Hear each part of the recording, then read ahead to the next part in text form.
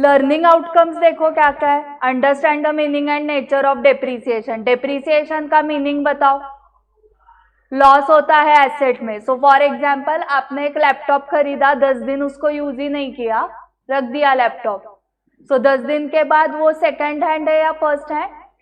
Second hand हो गया, आपने उसको यूज नहीं किया, फिर भी आपको जो पैसे मिलेंगे वो फर्स्ट हैंड के मिलेंगे क्या? नहीं मिलेंगे। मतलब डेप्रीसिएशन होता है एसेट्स में, depreciation means loss in value, okay, due to use, और यूज ना करते हुए भी लॉस हो रहा है, करेक्ट? तो ये मीनिंग है। नेचर क्या है? Real, personal, nominal. Nominal expense नहीं बोल सकते हम उसको, क्योंकि पैसे देने पड़ते हैं, एक्सपेंस मतलब इसको लॉस बोलेंगे ना। नॉमिनल मतलब नॉमिनल के रूल्स आते हैं आपको, debit all expenses and losses, so this is loss in the value of asset. And ये टैंजिबल एंड एसेट्स के लिए है या इनटैंजिबल? टैंजिबल। इनटैंजिबल के लिए जो डेप्रिसिएशन होता है उसका ही नाम है अमोर्टाइजेशन। ओके, सो इंस्टीट्यूट को याद आया कि हम सिर्फ टैंजिबल का ही सिखा रहे हैं स्टूडेंट्स को, फिर इंटैंजिबल का कौन सिखाएगा, हमें ही सिखाना पड़ेगा। सो उन्होंने अमोर्टाइजेशन भी ऐड कर दिया, बट सब सेम ही है, सिर्फ नाम अलग है। इंटैंजिबल के लिए आप क्या यूज करोगे? Amortisation. Understand how to determine the amount of depreciation from the total value of property, plant, equipment and its useful life. So depreciation calculate करने के लिए हमें लगेगा value of asset, useful life and इतना ही लगेगा ना, स्क्रैप वैल्यू लगेगी। ओके, सो ये 3 चीजें लगती है समर्थ डेप्रिसिएट कैलकुलेट करने के लिए। वैल्यू ऑफ द एसेट मतलब cost of the asset, okay. Useful life मतलब एक्चुअली आपने जितने साल के लिए यूज किया वो नहीं, आप एस्टिमेट कर रहे हो। जैसे आप मोबाइल खरीदते हो तो एक एस्टिमेट लगाते हो, आता 2 वर्ष तरी हाथ, करेक्ट? ये एस्टिमेट है। फिर क्या होता है, 1 साल में ही इसको ऐसे यूज करते हैं कि 1 साल भी कैसे वैसे चल गया मोबाइल में, तो वो एक्चुअल यूज 1 साल ही हुआ, बट एस्टिमेट जब आप परचेस करते हैं हाँ तो 2 वर्ष का ही ऐसा नहीं, दैट इज एस्टिमेट। तो useful life is estimation, not actual. So इसलिए हम उसको यूजफुल लाइफ बोलते हैं। एंड एक्चुअल ईयर्स यूज्ड कुछ भी हो सकते हैं। सो जैसे मोबाइल, लैपटॉप आपके पर्सनल एसेट्स हुए, वैसे बिजनेस के एसेट्स का करना है। हम पर्सनल एसेट्स का एक्चुअली करते नहीं है ना, ऐसे मोबाइल का मैम मेरे नोटबुक है उसमें मैं मेरे मोबाइल का डेप्रिसिएशन हर साल, क्योंकि कुछ करना ही नहीं है ना इसका। हमें थोड़ी प्रॉफिट निकालना है कि मेरा इतना पॉकेट मनी आता है, फिर ये एक्सपेंसेस है और फिर ये मेरा प्रॉफिट है। सो ये कुछ करना नहीं है, इसलिए हमारे एसेट्स का, घर के एसेट्स का आप ऐसे करते हो क्या? नहीं मैम, हमारे घर पे टीवी ये है, घर पे शोकेस है, फर्नीचर, तो उसका मैं डेप्रिसिएशन लिखती हूँ। ओके, सो घर के एसेट्स का हम नहीं करते, हम ये बिजनेस के एसेट्स का कर रहे हैं। और डेप्रिसिएशन कैलकुलेट करने के लिए हमें क्या क्या लगने वाला है? Cost of the asset, useful life. Useful life क्या है? एस्टिमेट कर रहे हैं हम। ओके, अगर तुम टीवी परचेस करते हो तो तुम कुछ तो एस्टिमेट करोगे ना। एंड कभी कभी क्या होता है, हमने बहुत अच्छे से यूज किया है उसको, लैपटॉप को बहुत अच्छे से यूज किया, बट अभी वो जो हम लैपटॉप यूज कर रहे हैं उसकी टेक्नोलॉजी आउटडेटेड हो गई, तो हमें क्या करना पड़ेगा? चॉइस है क्या हमारे पास? नहीं। सो कितना भी अच्छा लैपटॉप है आपका, फिर भी लेटेस्ट टेक्नोलॉजी का नहीं है वो। एंड आप जो सीए बन के काम कर रहे हो, उसमें जो टैक्स के सॉफ्टवेयर्स है, अकाउंटिंग सॉफ्टवेयर्स आपको लगेंगे, वो सॉफ्टवेयर आपके पुराने टेक्नोलॉजी के लैपटॉप पे चल ही नहीं रहे हैं। क्या करना पड़ेगा आपको? नया लेना पड़ेगा। ओके, सो यहाँ पर यूजफुल लाइफ आपको एस्टिमेट करते वक्त, अगर आप ऐसे वाले एसेट्स ले रहे हो जिसमें टेक्नोलॉजी इन्वॉल्व है, तो वो फास्ट रिन्यू करने पड़ते हैं। ओके, बाकी आपका टेबल कुर्सी 10-15 साल भी चल सकता है, फर्नीचर मतलब। एंड तीसरा हमने क्या डिस्कस किया? Scrap value. तो स्क्रैप वैल्यू मतलब पहले तो यूजफुल लाइफ हम एस्टिमेट करेंगे, फॉर एग्जाम्पल 10 ईयर्स, तो 10 ईयर्स के एंड में हमें ये सेल करके क्या अमाउंट मिल सकती है, दैट इज स्क्रैप वैल्यू। सो एक हमें लगा कॉस्ट, वो एस्टिमेटेड नहीं है, जो आपने एक्चुअल अमाउंट पे की है वो ना, कॉस्ट मतलब एक्चुअल अमाउंट पेड। एस्टिमेटेड कौन लोग है? दो, यूजफुल लाइफ है, स्क्रैप वैल्यू, ये दोनों क्या है? एस्टिमेट है। सो इस दोनों में चेंजेस हो सकते हैं, ये दोनों एस्टिमेटेड है। सो चेंजेस होना मतलब क्या? क्यों हर ईयर के एंड में, at the end of every year आपको चेक करना है कि मुझे परचेस करते वक्त लगा था ये लैपटॉप 10 साल चलेगा।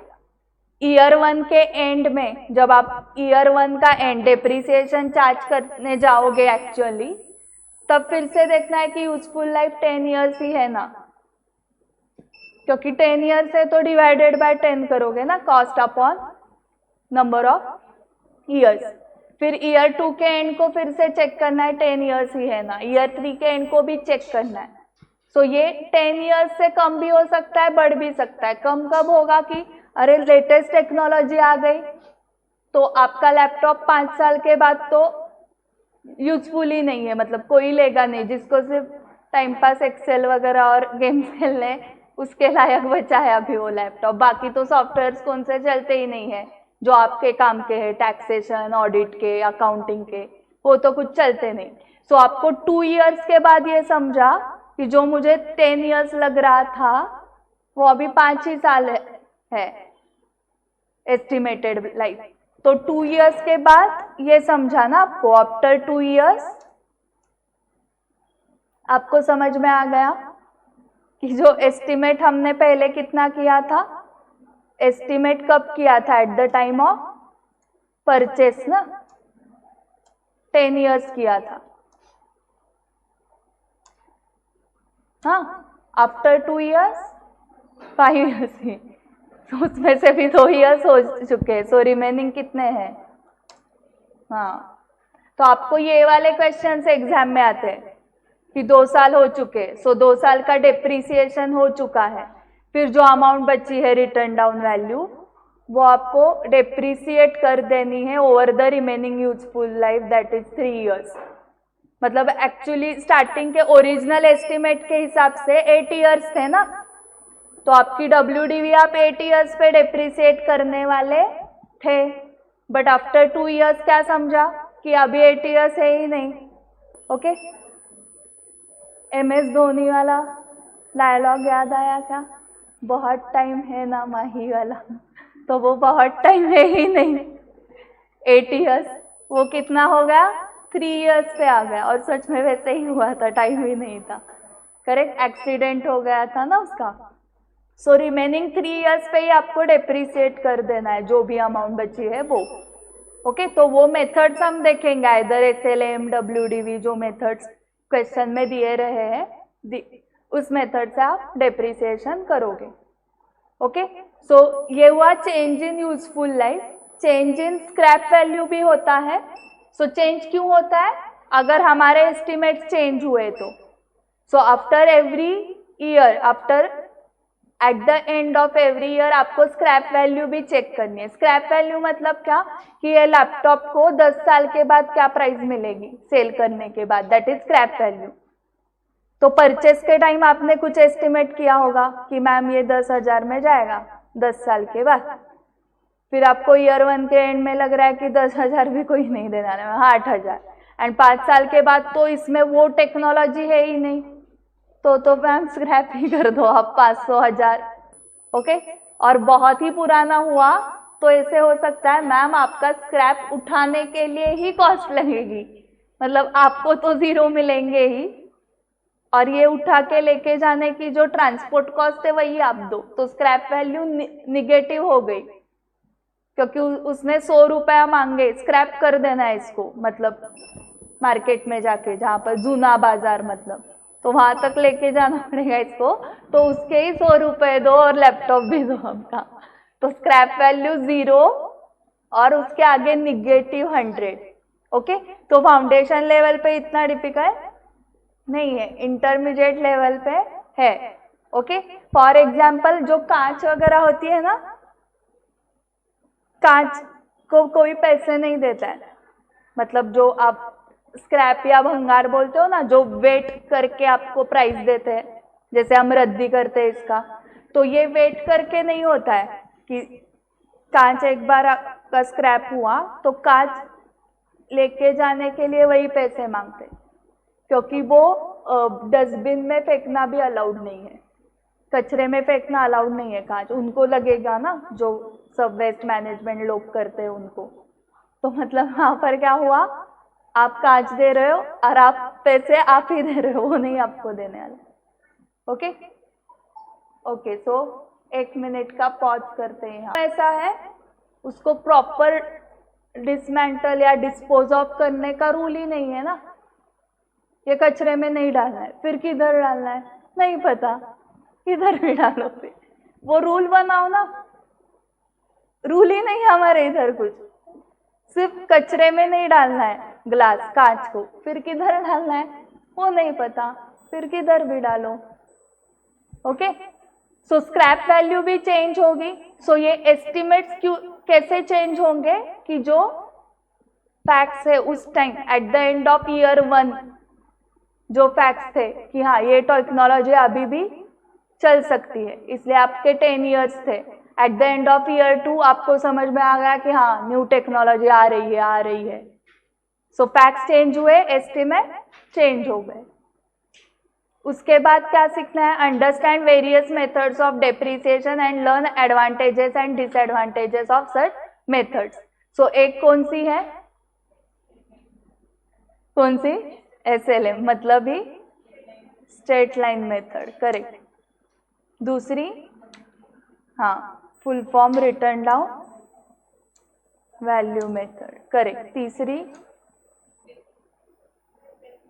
हाँ, डिप्लीशन, करेक्ट, वो इसके लिए लॉरी एंड माइंस के लिए यूज होती है ना, depletion method.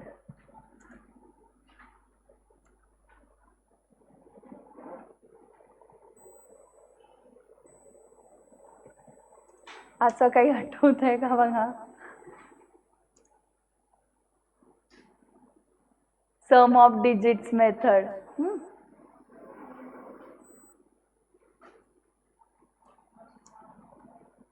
Machine hour rate method, correct. वो तो फिक्स एसेट का जो नाम चेंज हुआ है, that is property plant and equipment. Units of production method, जो इसके जैसी है ना, यूनिट्स प्रोड्यूस से डिवाइड करना है आपको।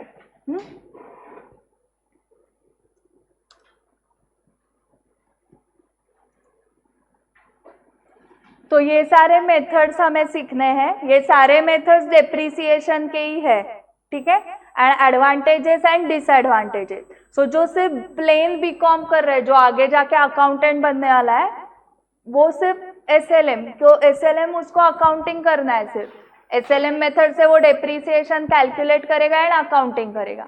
हम अकाउंटेंट बनने वाले हैं क्या, नहीं, हम as a auditor, as a chartered accountant, आपको आपके क्लाइंट को बताना पड़ेगा ना, उसने नहीं CA किया इसलिए तो आपको अपॉइंट किया है ना उसने, कि इसमें से कौन सी मेथड लगानी है। ओके, एंड ऐसे वो कर सकता है कि मैम मशीनरी के लिए स्ट्रेट लाइन है, फर्नीचर के लिए भी स्ट्रेट लाइन है, बट जो लैपटॉप वगैरह है जिसमें टेक्नोलॉजी चेंज होती है, तो रिटर्न डाउन वैल्यू मेथड, मतलब डेप्रिसिएशन पहले के ईयर्स में ज्यादा होगा, बाद में डेप्रिसिएशन कम होगा। ओके, बट जो फर्नीचर है, टेबल, कुर्सी, बेंचेस, ओके, क्लासरूम के केस में बेंचेस भी, तो यूटिलिटी इसकी कम होती है क्या, कि मैम फर्स्ट ईयर हम 3 लोग बैठ रहे थे, अभी 10 साल के बाद नहीं बैठ रहे, मतलब हम बड़े होंगे तो 3 बैठ सकते हैं ना, मतलब ईयर 1 को जो यूटिलिटी थी वही 10 साल के बाद है। लैपटॉप के केस में ऐसे हो सकता है कि पहले मैं पूरा यही लैपटॉप यूज कर रही थी, बट मैम अभी इतनी टेक्नोलॉजी चेंज हुई कि इसमें हम सिर्फ वर्ड टाइपिंग का काम करते हैं, बाकी जब हमें टैक्सेशन ऑडिटिंग का काम करना है तब हमें ये लैपटॉप यूज करना पड़ता है।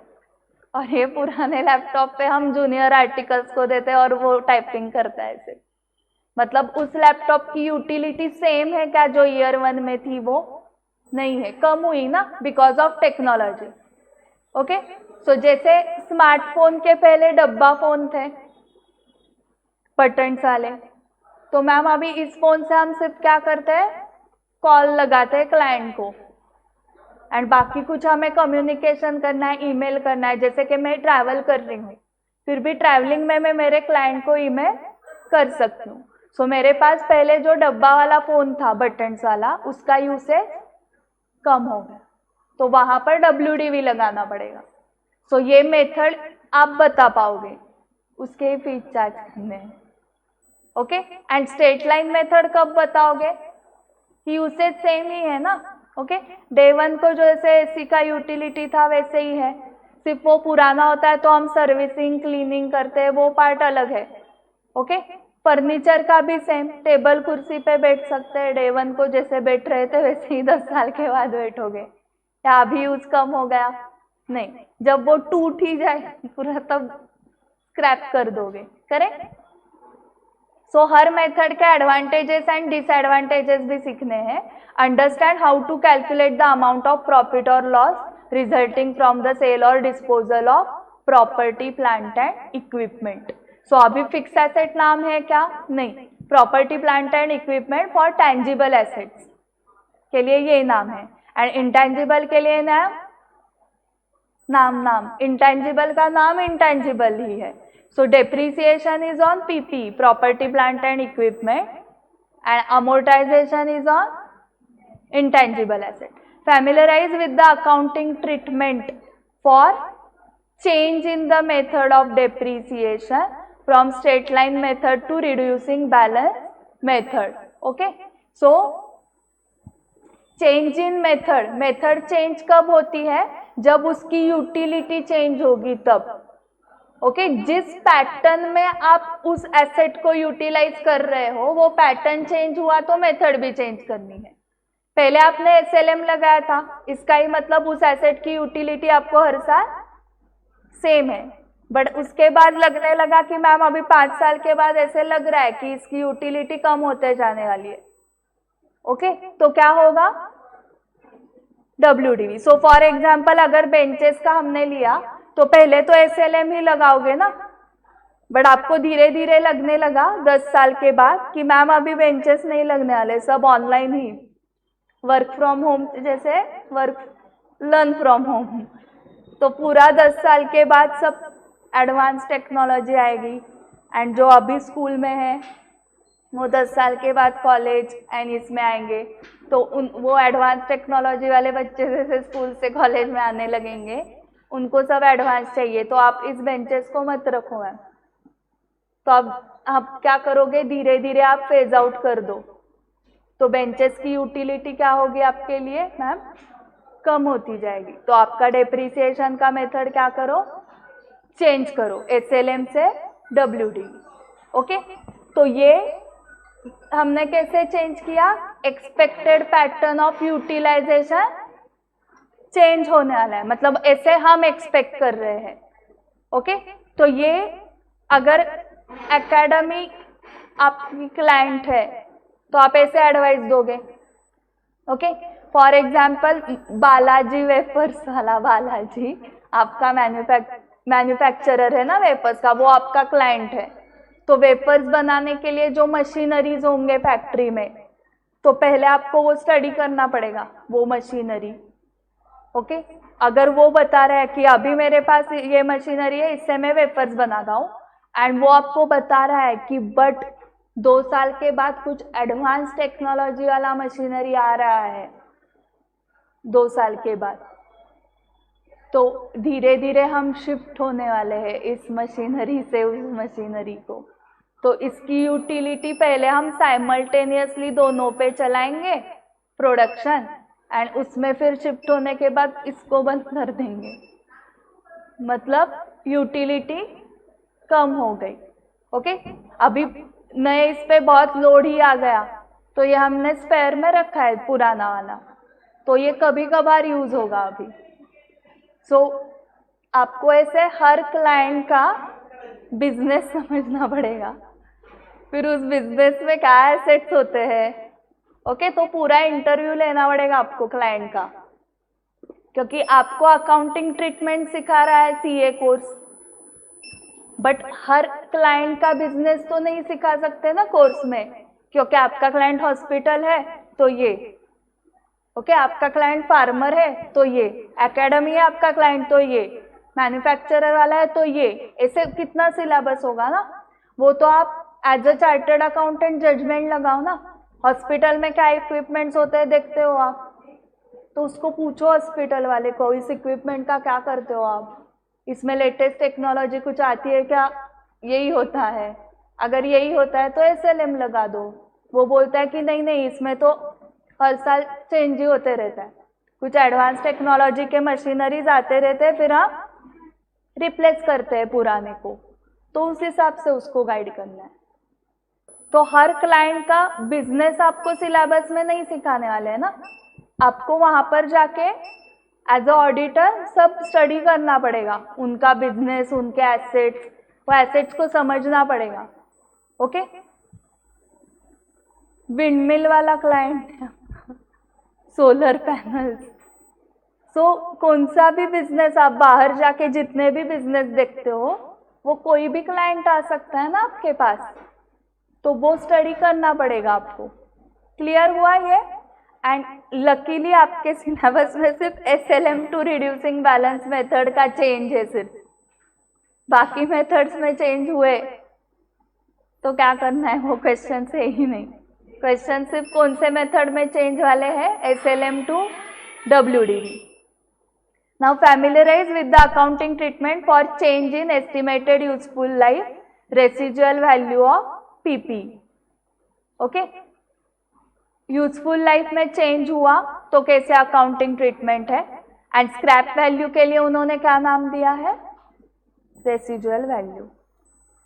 और आपका ये टॉपिक खत्म होने के बाद मैं आपको बताती हूँ कि इंटरमीडिएट में एक टॉपिक है AS10 प्रॉपर्टी प्लांट इक्विपमेंट नाम है, उस टॉपिक का आधा टॉपिक ये है। तो आपका इंटरमीडिएट का आधा टॉपिक हो गया जब ये टॉपिक हो जाता है, क्योंकि ये कॉपी करके पेस्ट है उधर पूरा का पूरा, कुछ कुछ चीजें नहीं है सिर्फ, क्योंकि वो AS10 में नहीं है। जैसे कि सम ऑफ डिजिट मेथड वगैरह है ना, तो ये इनकी क्रिएटिविटी है लोगों की, अकाउंटिंग स्टैंडर्ड में ये मेथड ही नहीं है ऐसे कुछ। अकाउंटिंग स्टैंडर्ड में ये 3 है और ये 2 है। Understand the meaning and nature of intangible assets and its amortisation. So ये पॉइंट नया आ गया ना, जो पहले के सिलेबस में नहीं था। So objectives of providing depreciation, factors affecting the amount of depreciation, ये पता है आपको। फैक्टर्स क्या है, वही 3 ना, cost of the asset, estimated useful life and utility. Okay, useful life मतलब ये मशीन 10 साल चलेगा, that is useful life. And utility मतलब आप ईयर्स में नहीं बता रहे हो, आप बता रहे हो इस मशीन से 1 करोड़ यूनिट्स प्रोड्यूस होंगे, 1 करोड़ यूनिट्स प्रोड्यूस होने के बाद क्या होगा, ये मशीन वर्थलेस हो गया, दैट इज यूटिलिटी। मतलब यहाँ पर आप क्या कर रहे हो, नंबर ऑफ ईयर्स में बता रहे हो क्या यूजफुल लाइफ, नहीं, नंबर ऑफ यूनिट्स प्रोड्यूस्ड में बता रहे हो। फिर ऐसे भी हो सकता है कि ये मशीन 1 लाख आवर्स चलेगा, 1 लाख आवर्स चलाने के बाद ये मशीन का यूटिलिटी खत्म हुआ, तो वो 1 लाख आवर्स, अगर आपके क्लाइंट का जो प्रोडक्शन है वो 3 शिफ्ट्स में चलता है, 8 आवर्स के होते हैं ना, ऐसे 24 आवर्स हुए, लेबर चेंज होते रहेगा, लेबर 24 आवर्स नहीं काम करेगा, वर्कर चेंज होते रहेगा first shift, second shift, third shift में, बट वो मशीन 24 आवर्स चल रहा है, तो वो 1 लाख आवर्स की यूटिलाइजेशन जल्दी भी हो सकता है। सो नंबर ऑफ ईयर्स पता नहीं है वहाँ पर, 4 साल में भी हो सकता है, 40 ईयर्स में भी हो सकता है, ठीक है। सो इसमें भी आपको बताया जा सकता है useful life. This information you will get from the client, and client को नहीं जम रहा है एस्टिमेट करने के लिए, तो आप हेल्प करो उसको हाउ टू एस्टिमेट. ओके.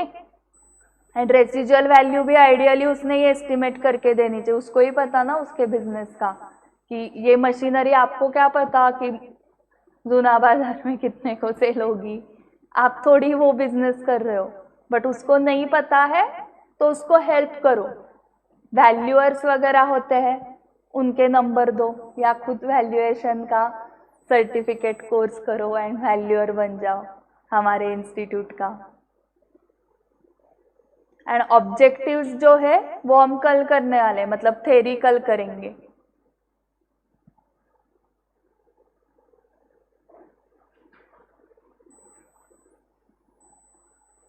सो यहाँ पर एग्जाम्पल देखो, मशीनरी परचेस की है उन्होंने for 1,10,000. So cost is 1,10,000 and residual value भी क्वेश्चन में दी रहेगी 10,000. मतलब 1,10,000 आपने पहले पे किया जब आपने मशीनरी परचेस की, एंड यूजफुल लाइफ उन्होंने दिया है. It is estimated that the machinery will work for 5 years. So after 5 years 10,000 आपको मिलने वाले हैं.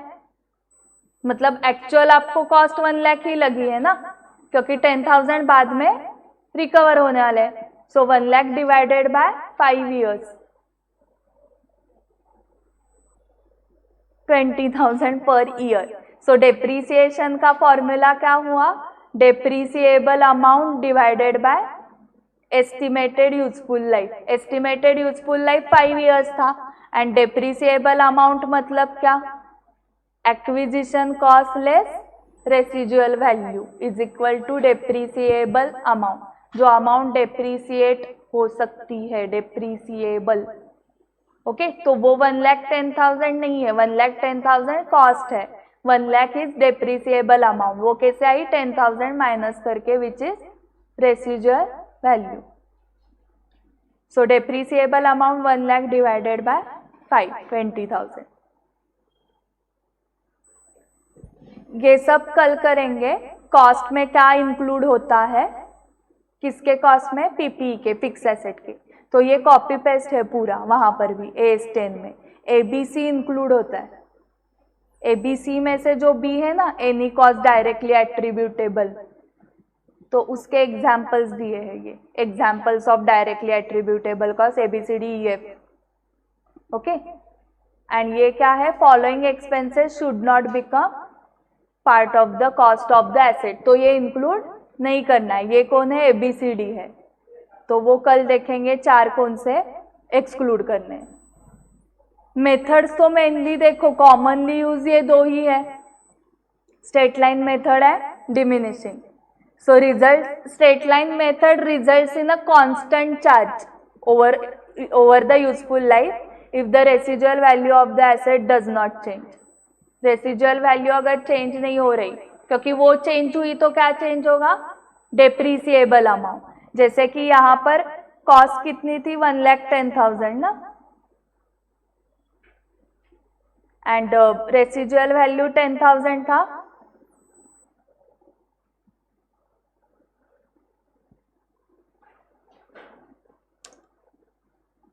सो डेप्रीसिएबल अमाउंट कितनी थी? 1 लाख. अभी वो बोल रहे रेसिजुअल वैल्यू चेंज नहीं हुई तो हर साल क्या होगा?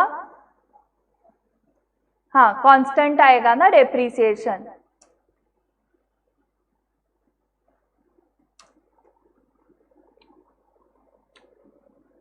सो हर साल कांस्टेंट 20,000 आएगा. ये चेंज नहीं हुआ तो इसको चेंज कर देते हैं 5,000. तो ये कितना होगा? 1,05,000.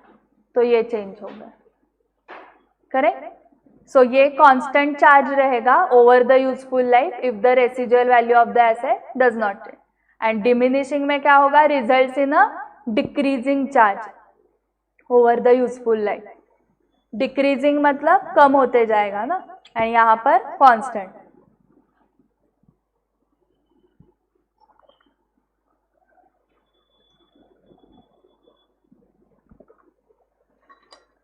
ये पढ़ो, इनकम टैक्स रूल्स क्या बताता है. However prescribe the diminishing balance method accept in case of assets of N undertaking engaged in the generation and distribution of power. Maharashtra state electricity board MSEB, ये एंटिटी क्या करती है, जनरेट एंड डिस्ट्रीब्यूट पावर. तो उनके पास MSEB के पास जो assets होंगे उसके लिए कौन सी depreciation, straight line method, correct. बाकी सबके लिए इनकम टैक्स बताता है डिमिनिशिंग बैलेंस मेथड.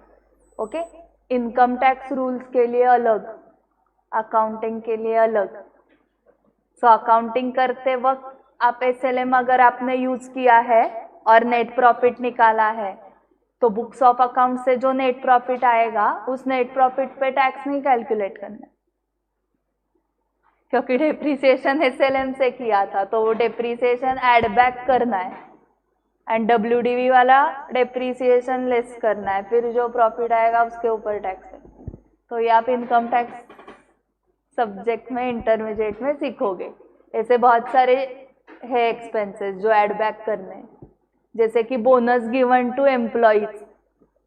आप क्या करोगे, लेस करोगे ना नेट प्रॉफिट कैलकुलेट करते वक्त, बट वहां पर कब लेस कर सकते हैं, अगर एक्चुअली पेड है तो. नहीं तो लोग क्या करेंगे, बोनस दिखाओ, सैलरी दिखाओ एम्प्लॉइज को, प्रॉफिट कम करो, टैक्स कम पे करो. क्योंकि यहाँ पर हम क्या करते हैं, आउटस्टैंडिंग भी सैलरी है तो भी आप क्या करते हो, पूरी 12 महीने की सैलरी डेबिट करते हो. वो पूरी 12 महीने की आउटस्टैंडिंग है तो भी आपका प्रॉफिट कम हो रहा है ना. फिर इनकम टैक्स वालों ने क्या किया, वो सारी सैलरी ऐड बैक कर दो जो पे नहीं की है, फिर प्रॉफिट बढ़ जाएगा, फिर उस प्रॉफिट पे टैक्स पे करोगे. ये होता है टैक्स. ओके, इंटर में झलक मिल जाएगी 50 मार्क्स के लिए एंड फाइनल में पूरा पिक्चर, ट्रेलर, इंटर, टैक्स का.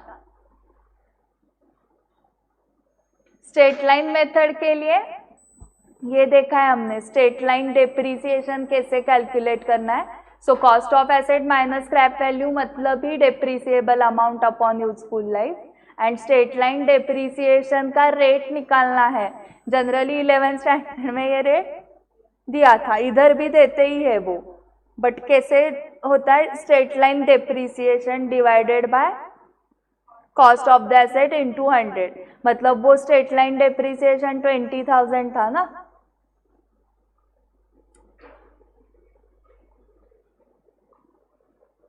हाँ, डिवाइडेड बाय क्या था, हाँ कॉस्ट लेनी है, करेक्ट, डेप्रिसिएबल अमाउंट नहीं, करेक्ट, 1,10,000 इंटू, हाँ ये रेट हुआ.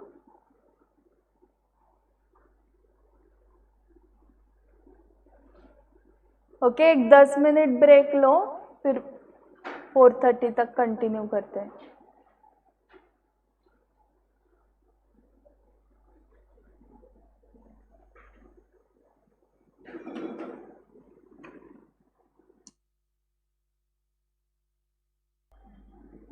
ये सो पहले हम अमोर्टाइजेशन सीख रहे हैं क्योंकि वो नया कंसेप्ट है न्यू सिलेबस में.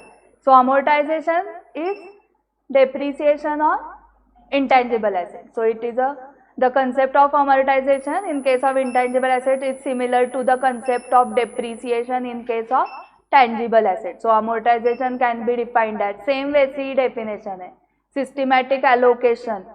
Okay, allocation कैसे भी करना है या systematic allocation of the depreciable amount of an intangible asset over its useful life. Depreciable amount is the cost of the asset less its residual value. ये भी देखा था ना हमने, मतलब tangible के लिए भी यही फॉर्मूला है, intangible के लिए भी यही फॉर्मूला है, depreciable amount का cost less residual value. So देखो, I think 11th के टेक्स्ट बुक में scrap value वर्ड है क्या, हाँ, तो वो यूज मत करो अभी, इधर वो क्या यूज कर रहे हैं word, residual value. Okay, residual मतलब रिमेनिंग समर्थ, रेसिजुअल। ओके, ड्यूएल सिम तो देखा होगा मोबाइल में, ड्यूएल सिम, ड्यूएल सिम, हाँ, DUAL, उसका स्पेलिंग DUAL है, ड्यूएल सिम के आगे RES है, रेसिजुअल। ठीक है, useful life either the period of time over which an asset is expected to be use by the enterprise.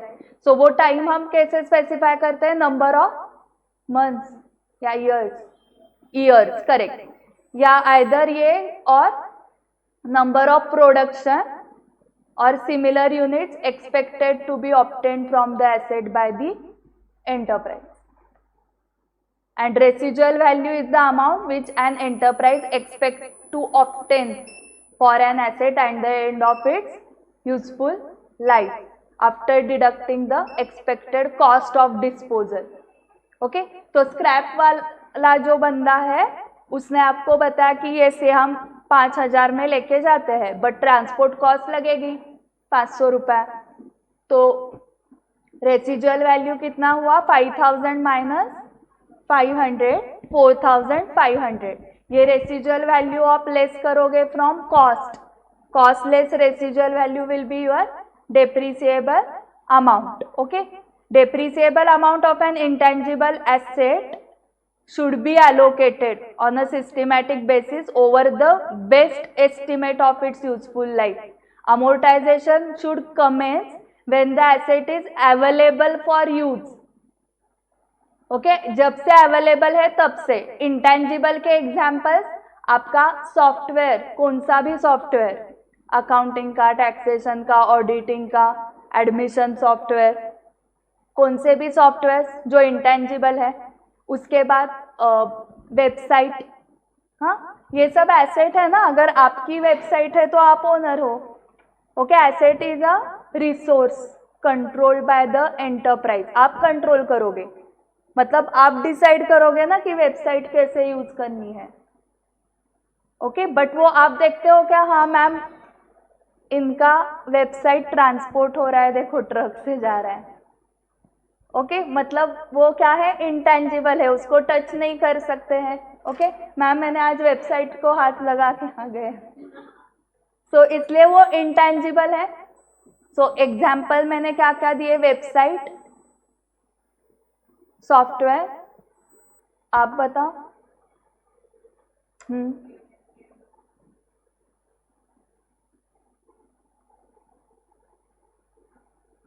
Trademarks मतलब capital T होता है, सर्कल किया होता है उसको।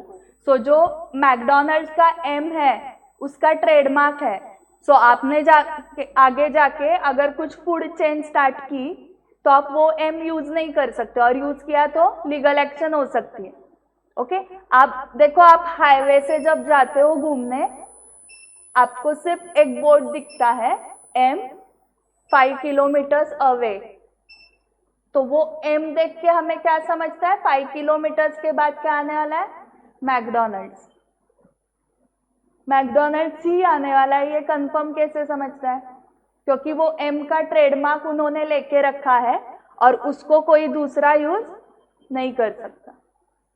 ठीक है, सो वो ट्रेडमार्क जो लेते हैं ना, उसका पेमेंट करना पड़ता है। रजिस्टर किया मतलब उन्होंने लोगो, सक्सेस मंत्रा का लोगो ट्रेडमार्किंग का रजिस्ट्रेशन नहीं है। तो अगर किसी ने वो पेंसिल उठाई, वो जो पेंसिल है हमारी SS है, तो वो यूज कर सकता है। मैं एक्शन नहीं ले सकती हूँ उसके आगे, क्योंकि मैंने लीगली उस लोगो को रजिस्टर किया नहीं है। ठीक है, सो जिसने रजिस्टर्ड किया हुआ है वो ये लीगल केस कर सकता है। ओके, आपको वो जेमिनी सनफ्लावर पता है, हाँ, तो उसमें बनावट वाला आता है जेमिनी, जेनीमी, सो दिखता जेमिनी ही है वो, बट हम थोड़ी स्पेलिंग पढ़ने जाते हैं, जेनीमी वाला भी लेके आ सकते हैं, तो वो फेक है जेनीमी, द ओरिजिनल इज जेमिनी। वैसे ही बिस्लेरी की बॉटल, हम स्पेलिंग पढ़ते हैं क्या बिस्लेरी? नहीं, तो वो बिसरीली आ रहा है उल्टा, बिस्लेरी के जगह बिसरीली, ऐसे भी वही फॉन्ट यूज करना है। ओके, वही सब कलर बिलर वही। कौन फॉन्ट पढ़ने जाता है? बताओ, आप क्या बोलते हो? एक बिस्लेरी दो, दे दियो, तो वो फेक है। ओके, तो ये ऐसे लीरी का रीली वगैरह क्यों करते हैं? क्योंकि जो लीरी है ना ओरिजिनल, उसका ट्रेडमार्क है, तो लीरी नहीं यूज कर सकते, तो रीली तो यूज कर ही सकते हैं, वो थोड़ी ट्रेडमार्क है। तो मैंने बिस रीली, फॉन्ट वही, कलर वही, और हमें क्या लगता है? बिस्लेरी पी रहे हैं हम। जेमिनी का भी जेनीमी, जेनीमी का थोड़ी ट्रेडमार्क रजिस्टर्ड है, ट्रेडमार्क तो रजिस्टर्ड जेमिनी का है। जेमिनी सनफ्लावर एक ऑयल का ब्रांड है।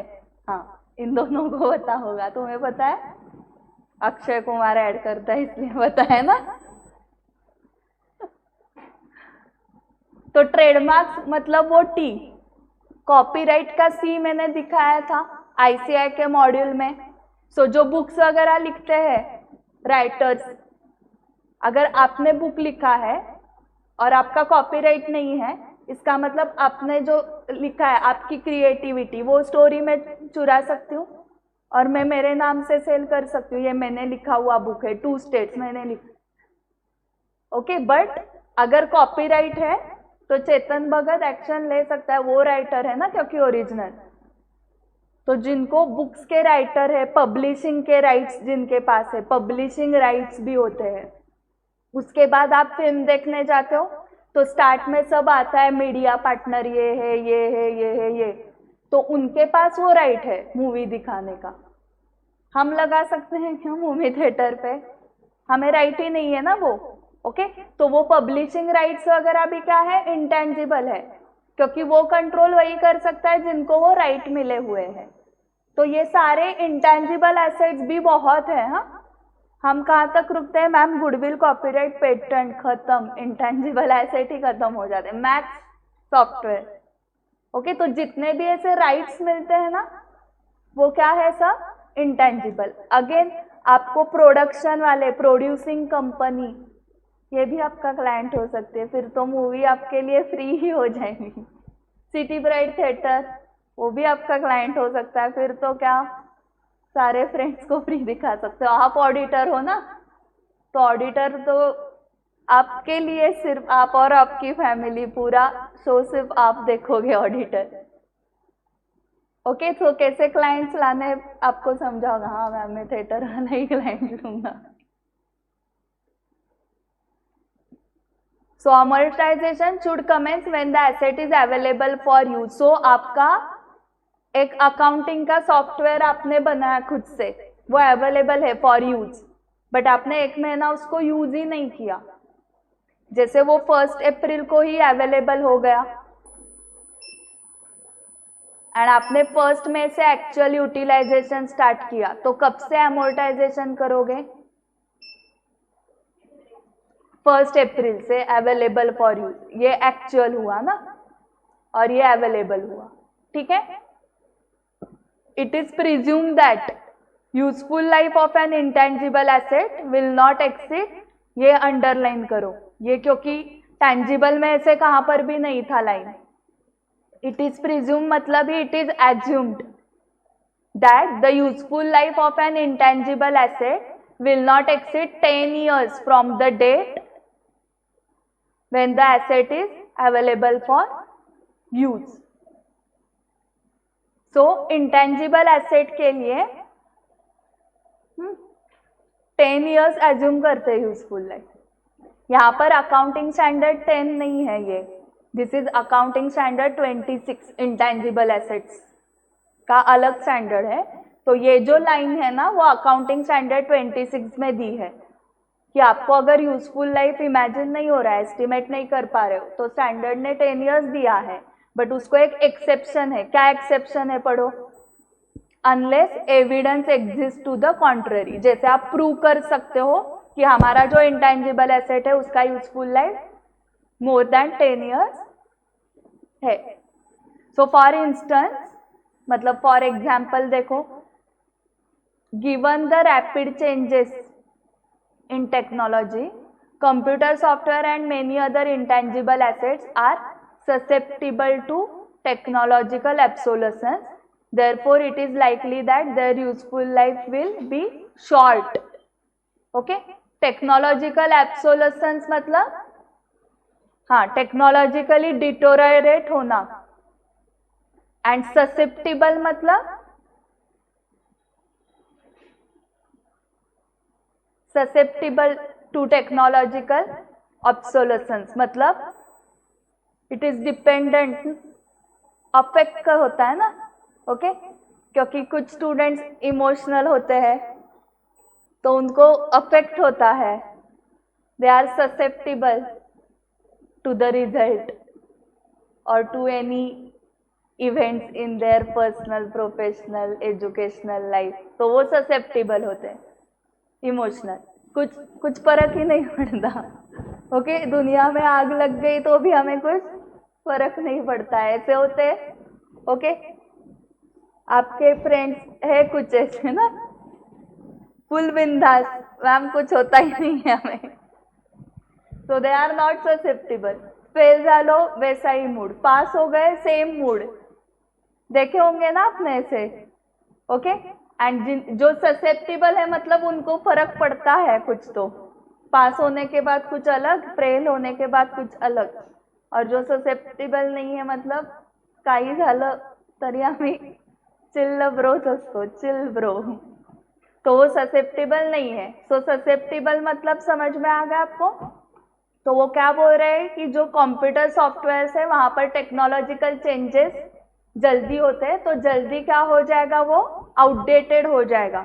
ओके टेक्नोलॉजिकल ऑब्सोलेसेंस मतलब आउटडेटेड हो जाना, जैसे कि सीडी प्लेयर्स, सीडी यूज करते हो आप अभी भी यूज, सीडी में देखते हो मूवी, अमेजॉन प्राइम ना अभी, हाँ फिर पेन ड्राइव थोड़ा बहुत यूज करते हो पेन ड्राइव का, सीडी तो बिल्कुल नहीं, कैसेट वगैरह तो, टेप रिकॉर्डर ही नहीं है, लैंडलाइन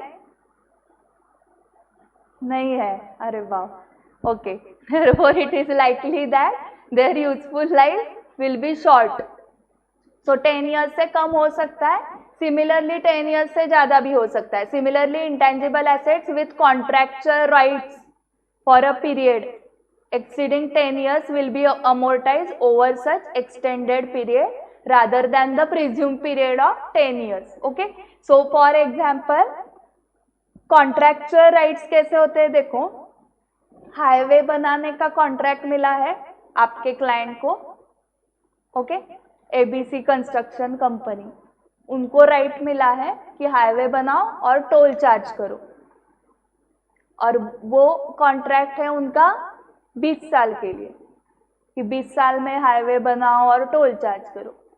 तो वो जो कॉन्ट्रैक्चुअल राइट मिला है उनको, उस राइट की वजह से वो टोल चार्ज कर सकते हैं।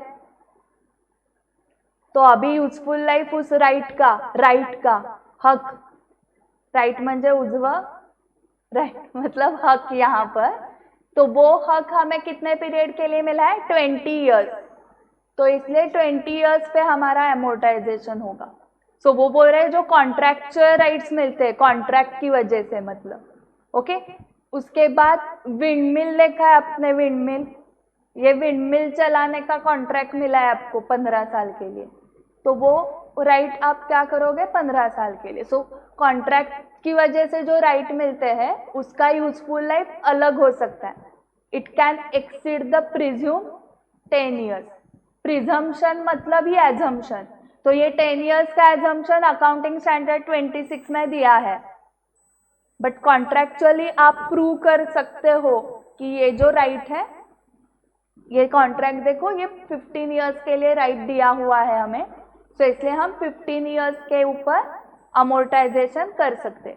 सो आपको as a auditor, as a CA contract पढ़ना पड़ेगा, वो एग्रीमेंट, रिटर्न एग्रीमेंट कॉन्ट्रैक्ट, कि उसमें सच में 15 ईयर्स मेंशन किया है ना, एंड इसलिए वो 15 ईयर्स पे अमोर्टाइजेशन चार्ज कर रहे हैं ना अकाउंटेंट। सो आपको अकाउंटेंट वो प्रूफ देगा, कॉन्ट्रैक्ट पढ़ो ये, ओके तो कॉन्ट्रैक्ट में क्या चेक करना है कि वो वैलिड है या एक्सपायर्ड कॉन्ट्रैक्ट ही दिखाना है हमारा। अगर अकाउंटेंट आपको एक्सपायर्ड कॉन्ट्रैक्ट दिखा रहा है तो आप बोलो इसको रिन्यू करो। अगर ये रिन्यू नहीं हो सकता तो आप एक्सपायर्ड कॉन्ट्रैक्ट कैसे प्रूफ दिखा रहे हैं ना, करेक्ट।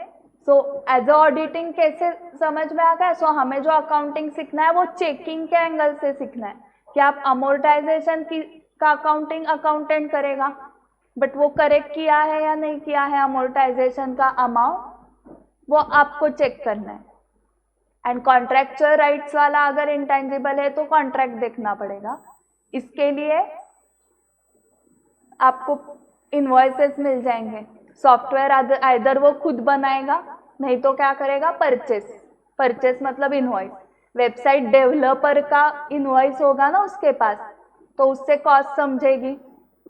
पेटेंट, ट्रेडमार्क, कॉपीराइट्स ये रजिस्टर करने के लिए वो पेमेंट किया होगा उसने गवर्नमेंट को, और फिर वो सर्टिफिकेट होगा उसके पास रजिस्ट्रेशन का कि देखो मेरा लोगो रजिस्टर्ड है, मेरा ये बुक रजिस्टर्ड है। एक ऑथर, बुक का ऑथर भी आपका क्लाइंट हो सकता है। हाँ, कोई भी क्लाइंट हो सकता है। जितने बिजनेस इमेजिन कर सकते हो उसमें से कोई भी क्लाइंट हो सकता है आपका। Similar to depreciation, the amortisation method use should reflect the pattern. यहाँ पर भी पैटर्न के हिसाब से ही लगाना है method. should reflect the pattern in which the assets economic benefits are consumed by the enterprise। मतलब economic benefits मतलब उससे पैसे आने चाहिए। सो पैटर्न अगर सेम है हर साल तो SLM, यहाँ पर भी SLM है amortization में। if that pattern cannot be determined reliably, straight line method should be used।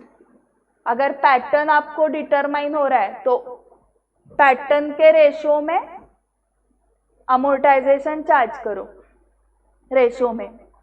Pattern अगर नहीं हो रहा है तो straight line method. Okay, so ये आपको प्रैक्टिकली करना पड़ेगा। हाँ, एग्जाम में तो वो डायरेक्टली देंगे, correct. The amortisation charge for each period should be recognise as a expense. So जैसे हम डेप्रिसिएशन को भी क्या करते हैं, एज अ एक्सपेंस चार्ज करते हैं। एंड एंट्री कैसे करते हैं, डेप्रिसिएशन टू फिक्स एसेट का नाम PP, तो यहाँ पर अमोर्टाइजेशन टू इंटेंजिबल एसेट जो भी है, सॉफ्टवेयर है, कॉपीराइट है, एंट्री सेम है, ठीक है। So the amortisation charge for each period should be recognise as a expense unless permitted. Unless is equal to if not. Unless से आपको समझ में नहीं आ रहा है इंग्लिश सेंटेंस तो इफ नॉट यूज करना है। मैं यही करती हूँ। सेमी इंग्लिश कौन है, सेमी इंग्लिश मीडियम, तो आप इफ नॉट यूज करो। ओके, इफ नॉट कैसे यूज करना है देखो। The amortisation charge for each period should be recognise as an expense if it is not permitted or not required to be included in the carrying amount of another asset। if not मतलब if it is not permitted or if it is not required to be included in the carrying amount of another asset, तो P&L को debit कर दो। Okay, कुछ asset आप create कर रहे हो, फॉर एग्जाम्पल यहाँ पर पेटेंट। सो आप फूड इंडस्ट्री में हो, आपने कुछ एक क्रिएटिव डिश की है, उसका पेटेंट लिया है आपने। ओके, तो वो गुड्स हुए ना आपके फूड आइटम्स, वही आपका बिजनेस है, तो वो गुड्स के इसमें पेटेंट की कॉस्ट जाएगी, अमोर्टाइजेशन उसमें ऐड करना है, P&L को नहीं डेबिट करना है, ठीक है। कौन सा मशीनरी आप बना रहे हो और वो मशीनरी इतनी क्रिएटिव बनाई आपने कि आपको लगता है कि हाँ ऐसी कोई किसी ने बनानी नहीं चाहिए, तो उस मशीनरी का आपने पेटेंट लिया।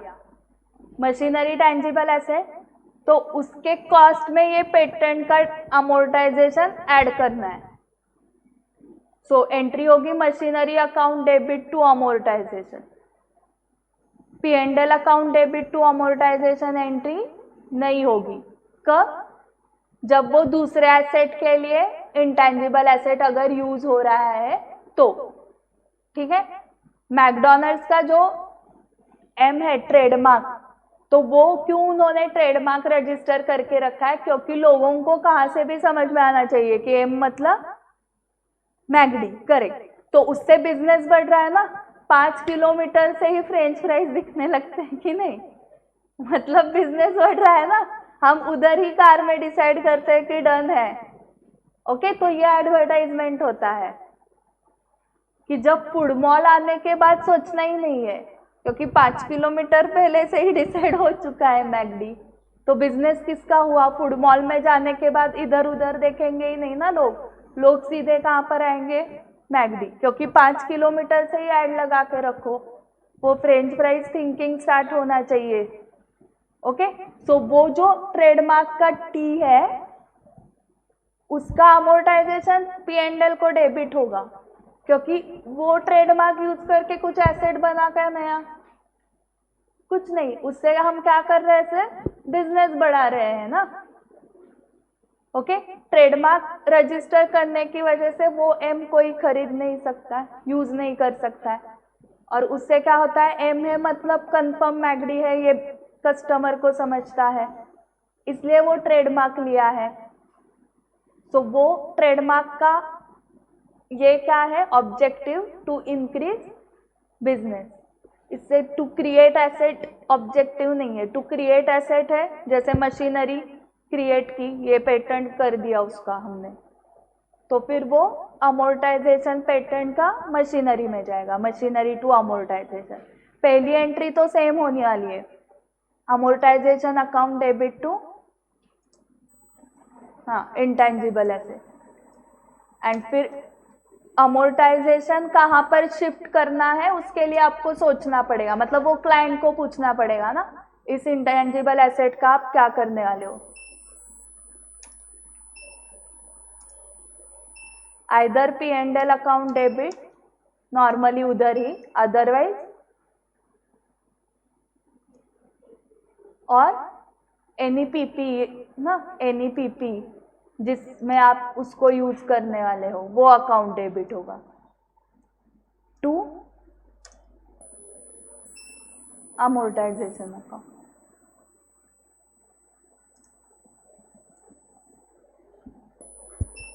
ठीक है।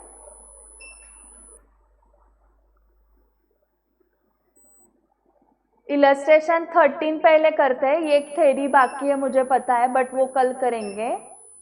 हाँ, वो थोड़ी एडवांस लेवल की है, इसलिए इलस्ट्रेशन देखो बहुत इजी है। Show the patent account and amortisation account for the year 21 and 22। Kumar R&D company registered a patent. The patent meets the criteria of an intangible asset. So intangible asset record करने के लिए जो भी criteria लगता है वो criteria fulfil हो गया है। वो आपको क्यों नहीं दिया? क्योंकि वो आपके सिलेबस में नहीं है। इंटरमीडिएट में AS26 इंटेंजिबल एसेट में है वो क्राइटेरिया, इसलिए यहाँ पर उन्होंने डायरेक्टली दिया है कि वो क्राइटेरिया फुलफिल हुआ है। ऑन 1 जुलाई 21 रजिस्टर्ड अ पेटेंट, ऑन 1 जुलाई 21 डेवलप्ड, वो पेटेंट डेवलप किया है उन्होंने at a cost of ₹28 lakh and spend 2 lakh towards legal fees and registration. The patent is granted for a period of 10 years. The books are closed on 31st December every year. Okay, so amortization कब से start करोगे? 1 जुलाई 21 से। Cost of intangible asset 28 lakh लेना है या 30 लाख लेना है? 30 लाख। एंड ईयर एंड कब हो रहा है? 31st दिसंबर। सो पहले के तो पूरा साल नहीं हो रहा है, कितने मंथ्स हो रहा है? 6 मंथ्स ही हो रहे हैं। सो 30 लाख डिवाइडेड बाय कितने ईयर्स है? 10 ईयर्स। ऐसे 3 लाख एनुअल अमोर्टाइजेशन आया ना, बट फर्स्ट ईयर का 6 मंथ्स का ही आएगा। हाँ, 1,50,000 ये देखो। ओके, वो भी एनुअल डेप्रिसिएशन ही बेचारे बोल रहे हैं, एनुअल अमोर्टाइजेशन चाहिए ना, तो दोनों लेजर अकाउंट प्रिपेयर करने हैं 2 साल के। फर्स्ट ईयर का कितने मंथ्स का? 6 मंथ्स एंड सेकेंड ईयर का फुल ईयर का। Correct. So patent account first year 1 July 2021 to bank 28 lakh. Again अलग से दिखाओ, to bank 2 lakh legal and registration expense, क्योंकि 2 अलग लोगों को पेमेंट है ये। लीगल फीस लॉयर को वगैरह दी होगी, लीगल कंसल्टेंट को, एंड ये 28 लाख पेटेंट डेवलपर को दी होगा, जिसने पेटेंट आपको डेवलप करके दिया उसको पेमेंट किया, इसलिए वो 2 अलग एंट्रीज दिखाओ। ओके, उसके पीछे का लॉजिक आपको पता है तो आप ऐसे क्वेश्चन, कुछ स्टूडेंट पूछते हैं, देखो मैम हम एक ही एंट्री में 2 बैंक 30 लाख, तो लॉजिक क्या है? ये आदमी अलग है और ये अलग है, 28 लाख वाला अलग है, 2 लाख वाला अलग है, तो 2 अलग ही एंट्रीज करने चाहिए ना। बाद में अगर वो आया लॉयर लीगल कंसल्टेंट, मेरे 2 लाख दे दो, तो आप कैसे ढूंढते बैठोगे? 30 लाख में गया है वो 2 लाख। तो लॉजिकली क्या होना चाहिए? 2 अलग लोग हैं तो 2 अलग एंट्रीज करने, आलस करना नहीं है। सो 30 लाख एंड 31 दिसंबर 21 को by amortisation account 3 lakh annual है तो 6 मंथ्स का 1,50,000 by balance carried down, to balance brought down, फिर से by amortisation 3 lakh and by balance carried down. Amortisation account में फर्स्ट ईयर का 2 patent by P&L, 2 patent by P&L, second year का भी। छान है ना? है इसमें कुछ मेथड्स ही नहीं है, इतने सारे तो नहीं है। एक्सपेक्टेड पैटर्न अगर आपको दिया है उन्होंने, तो उस पैटर्न के रेशो में आएगा अमोर्टाइजेशन। फॉर एग्जाम्पल 10:9:8:7:, वो रेशो देंगे। रेशो नहीं दिया है तो SLM एक ही है। Calculate amortisation for the 4th year. Prime streaming company acquired the streaming rights of a movie. Amazon prime से ही प्रेरित होके ये इलस्ट्रेशन आया है। प्राइम स्ट्रीमिंग कंपनी है, उनको स्ट्रीमिंग राइट्स मिले हैं ऑफ अ मूवी, हाँ, for ₹18 lakh with the contracted duration of the streaming period being 10 years at the beginning of 4th year. Beginning of 4th year मतलब कितने साल बीत चुके हैं? 3 years completed. At the beginning of the 4th year, based on the decline in viewership, Prime Streaming Company decided to stream the movie only for the next 5 years.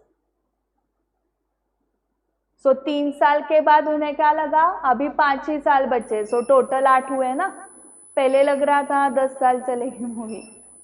So amortization per year पहले उन्होंने किया 18 lakh upon 10, 1,80,000 से, फिर 3 साल का किया ना। 3 साल तो अच्छा चल रहा था, सो कितना? 1,80,000 इंटू 3, 5,40,000 हो चुका है अमोर्टाइजेशन।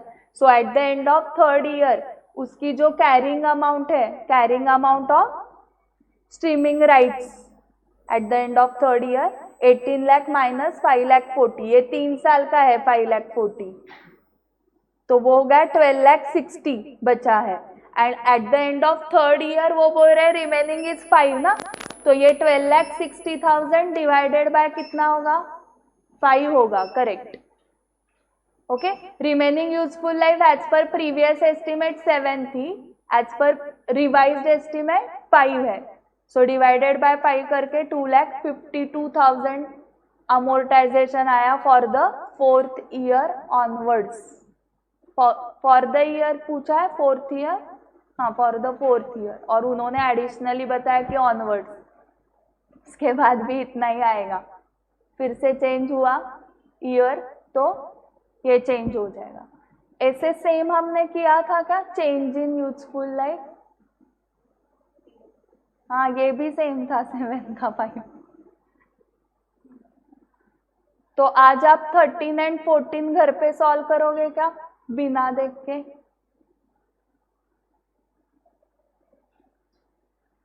अमोर्टाइजेशन का एक्सरसाइज में कुछ है क्या दिया हुआ, या एक्सरसाइज वही पुराना है? हाँ, फर्स्ट वाला तो याद आया ही होगा प्रैक्टिकल क्वेश्चन 1। सेकेंड थर्ड वही है सब, 4th 5th 6 में भी मशीनरी। हाँ, सिर्फ 13-14 दो ही इलस्ट्रेशन है related to amortisation. Okay, so ये कंप्लीट करो एंड यूट्यूब पे वीडियो भी देखो डेप्रिसिएशन का। जो अगर यूट्यूब से हो गया तो ठीक, नहीं तो जो जो डिफिकल्ट क्वेश्चंस है उतने हम मंडे को करेंगे।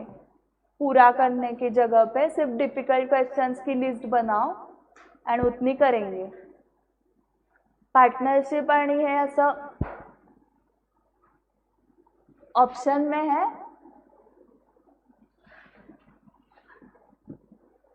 सो मंडे को कौन सा स्टार्ट करना है? और कुछ नए टॉपिक आए हैं ना? सिंगल एंट्री, हाँ वो हुआ है ना हमारा फर्स्ट टेस्ट में ही।